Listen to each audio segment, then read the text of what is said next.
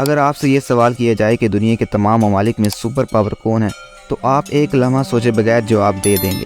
اگر دماغ میں کوئی ابہام ہے تو مشاہدہ کریں کہ کس ملک کی کرنسی دنیا میں سب سے زیادہ مضبوط سمجھی جاتی ہے، کس کی معیشت دنیا میں بہترین سمجھی جاتی ہے، کس ملک کے پاس 20 ٹریلین ڈالر کی مجموعی قومی پیداوار ہے، کس ملک میں دنیا بھر کی مشہور اور بڑی سے بڑی کمپنیاں موجود ہیں، کس ملک کی فلموں نے دنیا بھر کے لوگوں کو متاثر کیا ہے، کس ملک کے پاس سب سے زیادہ نوبیل انعام ہے، کون سا ملک دفاعی اور عسکری اعتبار سے دنیا کا سب سے طاقتور ملک ہے، اور کس ملک نے سب سے زیادہ اولمپک گولڈ میڈل جیتے ہیں۔ ان سب سوالات کا جو جواب آپ کے دماغ میں ابھرے گا وہ ہوگا امریکہ۔ آخر ایسی کیا وجہ ہے امریکہ اتنے برسوں سے سپر پاور ہے؟ اس جدید دور میں جب ہر ملک جدید اسلحہ اور ٹیکنالوجی رکھتا ہے، امریکہ اپنا مقام برقرار رکھنے میں کامیاب کیسے ہے؟ آج بھی امریکہ کو ہی سپر پاور سمجھا جاتا ہے۔ اس بات کا علم تو 5ویں جماعت کے بچے کو بھی ہوگا کہ امریکہ سپر پاور ہے، لیکن یہ سپر پاور کیسے بنا یہ بہت کم لوگ جانتے ہیں۔ امریکہ نے ایسا کیا کہ آج بھی یہ دنیا میں اپنا اثر و رسوخ قائم رکھنے میں کامیاب ہے۔ اگر تاریخ کا مطالعہ کیا جائے تو معلوم ہوتا ہے کہ 18ویں صدی سے قبل ہندوستان اور چین دنیا کی معاشی طاقت سمجھے جاتے تھے۔ دنیا بھر کی معیشت اور کاروبار انہی دونوں کے گرد گھومتا تھا، لیکن 19ویں صدی کے آغاز سے ہی امریکہ دنیا بھر میں ایک مضبوط اور طاقتور معیشت بن کر ابھرا، لیکن اس کے پیچھے بھی ایک بہت لمبی جدوجہد اور تاریخ موجود ہے۔ 1492 میں کرسٹوفر کولمبس نے شمالی امریکہ کے قریب کچھ کیریبین جزائر دریافت کیے۔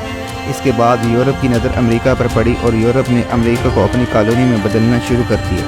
اس دوران امریکہ میں ریڈ انڈین رہتے تھے جنہیں مقامی امریکی بھی کہا جاتا ہے۔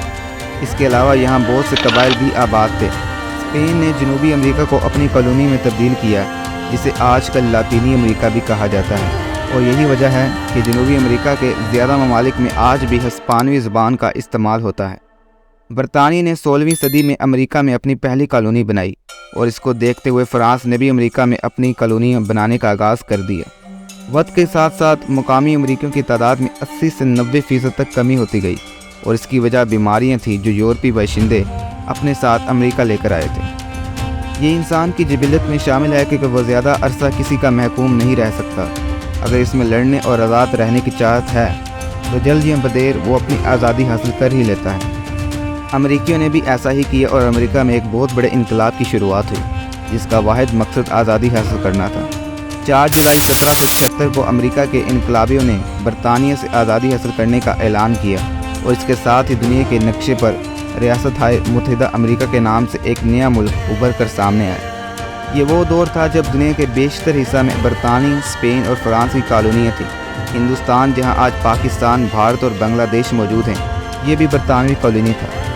دوسری جانب امریکہ جیسا بڑا اور ابھرتا ہوا ملک بھی تھا، جہاں کسی ایک خاندان کی بادشاہت نہیں بلکہ جمہوری نظام میں حکومت موجود تھا۔ انسانی حقوق کی پاسداری کی جاتی تھی اور تمام شہریوں کو ان کے جائز حقوق فراہم کیے جاتے تھے۔ اب اس صورتحال میں ایسے ممالک جو کسی کالونی نہیں تھے، قدرتی طور پر ان کا رجحان امریکہ جیسے جمہوری ملک کی جانب ہونے لگا۔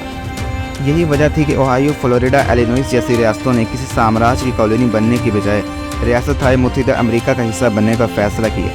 1836 میں ٹیکساس نے میکسیکو سے آزادی حاصل کی، لیکن آزادی کے بعد بھی میکسیکو نے ان کے اندرونی معاملات میں مداخلت کرتا رہا۔ اسی وجہ سے ٹیکساس نے بھی امریکہ کے ساتھ الحاق کرنے کا فیصلہ کیا۔ اسی طرح مزید کئی ریاستیں امریکہ میں شامل ہوتی گئیں، اور ریاستہائے متحدہ امریکہ دیکھتے ہی دیکھتے دنیا کے نقشے پر پھیلتا چلا گیا۔ 1867 میں امریکہ نے الاسکا کو روس سے $7.2 ملین میں خرید لیا۔ رقبے کے ساتھ ساتھ امریکہ کا طاقت کا خمار بھی بڑھتا گیا، اور ایک جمہوری ملک ہونے کے باوجود 1898 میں ہوائی کی ریاست پر امریکہ کی جانب سے قبضہ کر لیا گیا۔ امریکہ کی طاقت حاصل کرنے کی خواہش بڑھتی گئی، اور اس نے پورٹو ریکو، گوام اور فلپائن پر بھی قبضہ کر لیا۔ فلپائن کو حاصل کرنے کے لیے امریکہ نے اسپین کو $20 ملین ادا کیے، لیکن آج فلپائن ایک آزاد ملک ہے۔ 19ویں صدی تک امریکہ دنیا کے طاقتور ترین ممالک میں شمار کیے جانے لگا۔ 2 عالمی جنگوں کے دوران بھی امریکہ نے براہ راست لڑائی کی بجائے کنارہ کشی اختیار کرنا مناسب سمجھا، اور دنیا بھر کو ہتھیار بیچتا رہا۔ جہاں دنیا کی بڑی بڑی معیشتیں عالمی جنگوں کی وجہ سے تباہ حالی کا شکار تھیں، وہیں امریکہ انہی ہتھیار اور جنگی ساز و سامان فروخت کر کے اپنی معاشی طاقت میں مسلسل اضافہ کرتا چلا گیا۔ عالمی جنگوں کے بعد سرد جنگ کا آغاز ہوا تو امریکہ نے اپنی ٹیکنالوجی کی بنیاد پر اس میں بھی سبقت حاصل کر لی۔